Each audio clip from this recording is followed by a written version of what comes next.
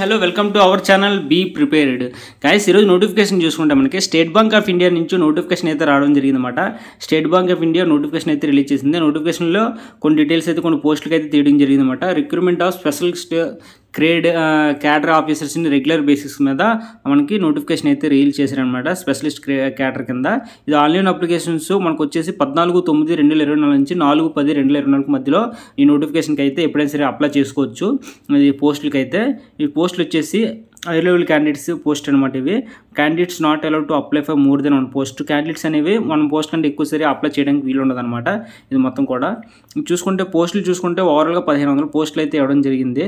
ఈ పోస్టులకి ఇక్కడ చూసుకుంటే కొన్ని deputy manager system, project management delivery, deputy manager systems, deputy manager systems, IT assistant, deputy manager information security, assistant manager system, ఇలా కొన్ని పోస్టులు అయితే మనకి క్యాడర్ వైజ్ తీయడం జరిగింది అనమాట. ఓవరాల్ పోస్టులు వచ్చేసి 1497 పోస్టులు అయితే ఇవ్వడం జరిగింది ఎస్బీఐలో.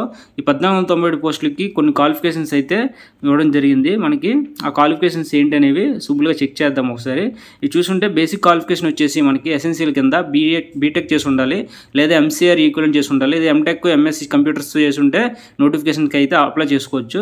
అదర్ క్వాలిఫికేషన్స్ కూడా ఇవ్వడం జరిగిందన్నమాట. Overall data integrator, PHB, Google certified Android developer, Java certified from Oracle చూసుకుంటే next Oracle certified professionals, Java SE8 programmer, Power BI, IBM data stage. అంటే మనకి క్వాలిఫికేషన్తో పాటుగా ప్రిపేర్డ్ సర్టిఫికేట్స్ ఉంటే మనకి నోటిఫికేషన్స్లో అప్లై చేసుకోవచ్చు అన్నమాట ఎస్బీఐకి.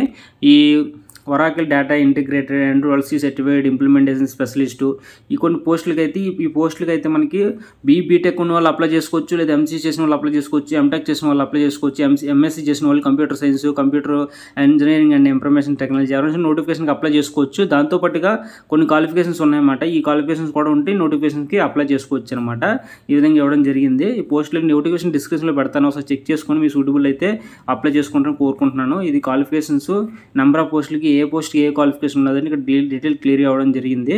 బీటెక్ అండ్ ఎంటెక్ ఇవన్నీ కూడా మనకి హై లెవెల్ క్వాలిఫికేషన్ అయితే ఇవ్వడం జరిగింది అనమాట. ఒకసారి చెక్ చేసుకొని క్లియర్గా మీ క్వాలిఫికేషన్ ఒకటి సూటబుల్ అయితే ఎస్బీఐ పోస్టులకి అయితే అప్లై చేసుకుంటారని కోరుకుంటున్నాను. Thank you.